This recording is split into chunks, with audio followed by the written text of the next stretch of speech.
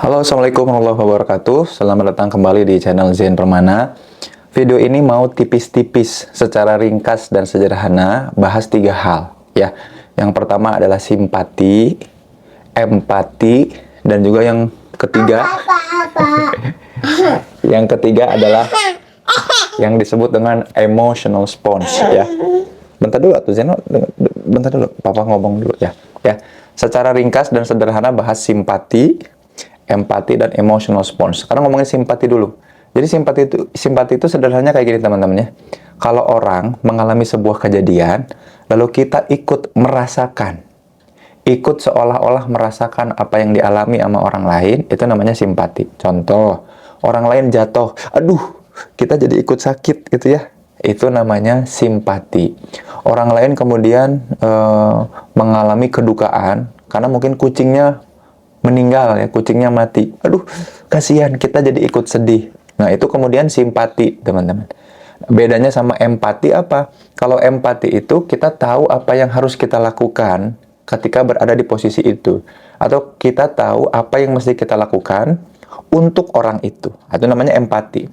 Jadi, merasa sakit, merasa sedih aja, itu bukan empati. Tapi tahu bagaimana harus memperlakukan dia, atau tahu kalau kita dalam di posisi itu bakal ngapain dan pengennya diapain, itu namanya empati. Nah, itu yang membedakan antara kemudian simpati dengan empati ya. Jadi kalau ada seseorang mengalami kejadian, kita seolah ikut merasakannya aja, itu simpati.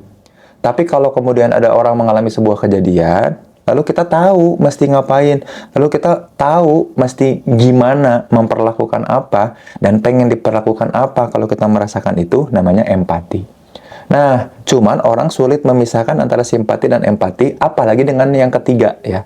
Yang ketiga ini namanya emotional sponge ya. Apa itu emotional sponge? Orang sedih, kita ikut sedih, malah lebih sedih daripada yang sedih. Padahal kita nggak ngalamin. Nah, itu namanya emotional sponge. Kita kesedot emosinya gara-gara pengalaman orang lain. Jadi, katakanlah orang lain sedih karena kemudian dikhianati, ya, pasangannya diambil sama pelakor. Kita jadi lebih terpuruk. Jadi, kita sebagai pendengar malah lebih terpuruk, malah lebih sedih, malah lebih dendam, malah lebih marah daripada apa yang orang lain rasakan. Nah, itu namanya emotional sponge. Nah, hati-hati teman-teman ya. Bedakan antara simpati, empati, dan juga emotional response. Mana yang lebih baik? Ya, yang baik adalah yang kita sadar dan kenal, juga punya kendali ketika kita bersimpati sama orang lain, berempati sama orang lain, dan juga waspada terkait dengan emotional response ya. Punya pengalaman apa teman-teman soal simpati, empati, dan emotional response? Yuk share di kolom komentar ya. Atau ada yang mau ditanyakan? Boleh juga di kolom komentar. Sampai jumpa di video lain. Jangan lupa like dan subscribe ya. Dadah. Dadah dulu channel. Dadah.